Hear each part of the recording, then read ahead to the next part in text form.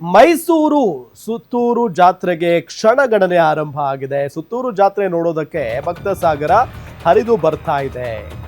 ಮೈಸೂರಿನ ಸುತ್ತೂರು ಜಾತ್ರೆಗೆ ಕ್ಷಣಗಣನೆ ಆರಂಭ ಆಗಿರೋದು. ಸುತ್ತೂರು ಜಾತ್ರೆ ಅತಿ ದೊಡ್ಡ ಜಾತ್ರೆ ಇದು.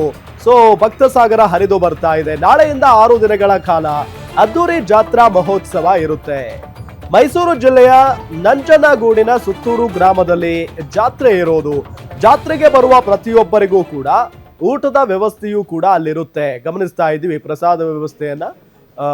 ಅಲ್ಲಿನ ಏನು ಸ್ವಾಮೀಜಿಗಳು ನೋಡ್ತಾ ಇರೋದು. ಪ್ರತಿಯೊಬ್ಬರಿಗೂ ಕೂಡ ಲಾಡು ವಿತರಣೆಗೆ ಸಿದ್ಧತೆಯನ್ನ ಮಾಡಿಕೊಳ್ಳಲಾಗಿದೆ. 100 ಮಂದಿ ಬಾಣಸಿಗರಿಂದ 5 ಲಕ್ಷ ಲಾಡು ತಯಾರಾಗಿದೆ. ಈಗ ಸುತ್ತೂರು ಜಾತ್ರೆಗೆ 10 ಲಕ್ಷ ಮಂದಿ ಆಗಮಿಸುವ ನಿರೀಕ್ಷೆ ಇದೆ. ಇನ್ನು ಈ ಸಂಬಂಧ ನಮ್ಮ ಪ್ರತಿನಿಧಿ ಸುರೇಶ್ ಒಂದು ಪ್ರತ್ಯಕ್ಷ ವರದಿಯನ್ನ ನೀಡಿದ್ದಾರೆ. ನೋಡೋಣ ಬನ್ನಿ. ಹತ್ತೂರು ಜಾತ್ರೆಗೆ ಸುತ್ತೂರು ಜಾತ್ರೆ ಮಿಗಿಲು ಅಂತಾರೆ. ಅಂತೆಯೇ ಇತಿಹಾಸ ಪ್ರಸಿದ್ಧ ಮೈಸೂರಿನ ಕಪಿಲಾ ನದಿಯ ದಡೆಯಲ್ಲಿರುವಂಥ ಸುತ್ತೂರಿನಲ್ಲಿ ನಾಳೆಯಿಂದ ಸುತ್ತೂರು ಶುಭಯೋಗಿಗಳ ಜಾತ್ರಾ ಮಹೋತ್ಸವ ನಡೀತಾ ಇದೆ. ನಾನು ಮೈಸೂರಿನ ಸುತ್ತೂರು ಮಠದ ಕಲ್ಯಾಣ ಮಂಟಪದಲ್ಲಿದ್ದೇನೆ. ಶ್ರೀ ಕ್ಷೇತ್ರ ಸುತ್ತೂರಿನಲ್ಲಿ ನಾಳೆಯಿಂದ 6 ದಿನಗಳ ಕಾಲ 15ನೇ ತಾರೀಕಿನಿಂದ 20ನೇ ತಾರೀಕಿನವರೆಗೂ ಕೂಡ 6 ದಿನಗಳ ಕಾಲ ಐತಿಹಾಸಿಕ ಸುತ್ತೂರು ಶಿವಯೋಗಿಗಳ ಜಾತ್ರಾ ಮಹೋತ್ಸವ ನಡೀತದೆ. ಹೀಗಾಗಿ ಬರುವಂಥ ಭಕ್ತಾದಿಗಳಿಗೆ ಅನ್ನದಾಸೋಹಕ್ಕೆ ಈಗ ಸಿದ್ಧತೆಯನ್ನು ಮಾಡಿಕೊಂಡಿರುವಂಥದ್ದು. ಸುಮಾರು 3.5 ಲಕ್ಷ ಲಾಡು, 120 ಕ್ವಿಂಟಾಲ್ನಷ್ಟು ಖಾರ ಬೂಂದಿ, 35,000 ದಪ್ಪಲಾಡು ಮತ್ತು ಸಿಹಿ ಬೂಂದಿ 130 ಕ್ವಿಂಟಲ್ ಸಿಹಿ ಬೂಂದಿಯನ್ನು ಭಕ್ತಗಣಕ್ಕೆ ನೀಡೋದಕ್ಕೆ ವ್ಯವಸ್ಥೆಯನ್ನು ಕೂಡ ಮಾಡಿಕೊಳ್ಳಲಾಗಿದೆ.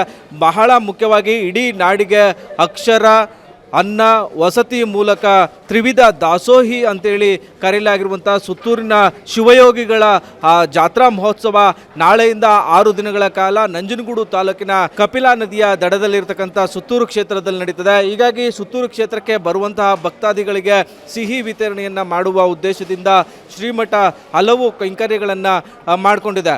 ಬರುವಂಥ ಭಕ್ತಾದಿಗಳು ಸುತ್ತೂರಿನ ಶಿವರಾತ್ರಿ ದೇಶಿಕೇಂದ್ರ ಮಹಾಸ್ವಾಮಿಗಳ ಆಶೀರ್ವಾದವನ್ನು ಪಡೆಯುವಂಥವರಿಗೆ ಲಾಡು ವಿತರಣೆಯನ್ನು ಮಾಡುವಂಥದ್ದು. ಮೈಸೂರಿನ 6 ದಿನಗಳ ಕಾಲ ಸುತ್ತೂರಿನ ಶ್ರೀ ಕ್ಷೇತ್ರದಲ್ಲಿ ನಡೆಯುವಂಥ ಜಾತ್ರಾ ಮಹೋತ್ಸವ ಇಡೀ ನಾಡಿಗೆ ಹೆಸರಾಗಿದೆ. ಇಲ್ಲಿ ಕಲೆ, ಸಾಹಿತ್ಯ, ಗ್ರಾಮೀಣ ಬದುಕು, ಗ್ರಾಮೀಣ ಕಲೆ ಜೊತೆಗೆ ಕೃಷಿಗೆ ಉತ್ತೇಜನ ನೀಡುವಂತಹ ಯಾಂತ್ರಿಕ ಕೃಷಿ ಚಟುವಟಿಕೆಗಳ ವಸ್ತುಗಳಿಗೆ ಉತ್ತೇಜನ ನೀಡುವಂತಹ ಕೆಲಸ ಕೂಡ ಈ ಒಂದು ಜಾತ್ರಾ ಮಹೋತ್ಸವ ಅಂತ ನಡೀತದೆ. ದೇಸಿ ಕಲೆಗಳು ಅಳಿಸಿ ಹೋಗುವಂಥ ಕಾಲದಲ್ಲಿ ದೇಸಿ ಕಲೆಗಳನ್ನು ಪ್ರೋತ್ಸಾಹುವಂಥ ಕೆಲಸ ಕೂಡ ಸುತ್ತೂರು ಜಾತ್ರಾ ಮಹೋತ್ಸವ ನಡೀತದೆ. ಈ ಬಾಣಿಸಿಗರು ಕೂಡ ನಮ್ಮೊಟ್ಟಿಗಿದ್ದಾರೆ, ಅವ್ರನ್ನ ಮಾತನಾಡಿಸ್ತೀನಿ. ಸರ್, ಈಗ ಇಲ್ಲಿ ಎಷ್ಟು ಮಂದಿಗೆ ಸಿಹಿ ವ್ಯವಸ್ಥೆಯನ್ನು ಮಾಡಲಾಗಿದೆ, ಜೊತೆಗೆ ಊಟದ ವ್ಯವಸ್ಥೆ ಎಷ್ಟು ಮಂದಿಗೆ ಆಗುತ್ತೆ, ಎಷ್ಟು ಜನ ಬರುವ ನಿರೀಕ್ಷೆ ಇದೆ ಸರ್? ರಾಜೇಂದ್ರ ಸ್ವಾಮಿ ಪಾದಗಳಿಗೆ ನಮಸ್ಕರಿಸುತ್ತಾ ಇಲ್ಲಿ ಸುತ್ತೂರು ಜಾತ್ರೆಗೆ ಲಕ್ಷಾಂತರ ಜನಕ್ಕೆ ಇಲ್ಲಿ ಪ್ರಸಾದ ವಿನಿಯೋಗ ತಯಾರು ಮಾಡ್ತಾಯಿದ್ದೀವಿ. ಸುಮಾರು ಇಲ್ಲಿ ನಾವು ತಯಾರು ಮಾಡೋ ಪ್ರಸಾದ 7ರಿಂದ 8 ಕಡೆ ಪ್ರಸಾದ ನಡೀತದೆ. ಬುದ್ಧಿಯವರ ಆಶೀರ್ವಾದದಿಂದ ಇಲ್ಲಿ ಒಂದು 4ರಿಂದ 5 ಲಕ್ಷ ಲಾಡು ತಯಾರಾಗ್ತದೆ. ಹಾಗೆ ಜೊತೆ ಸಿಹಿ ಬೂಂದಿ ಬರೋ ಭಕ್ತಾದಿಗಳಿಗೆ ಪ್ರಸಾದ ಒಂದು 80-100 ಕ್ವಿಂಟಲ್ ಸಿಹಿ ಬೂಂದಿ ಮಾಡ್ತಾಯಿದ್ದೀವಿ. 100ರಿಂದ 120 ಕ್ವಿಂಟಲ್ ಖಾರ ಬೂಂದಿ ಮಾಡ್ತಾಯಿದ್ದೀವಿ. ಒಂದು 30-40 ಸಾವಿರ ಮೈಸೂರು ಪಾಕ್ ಮಾಡ್ತಾಯಿದ್ದೀವಿ.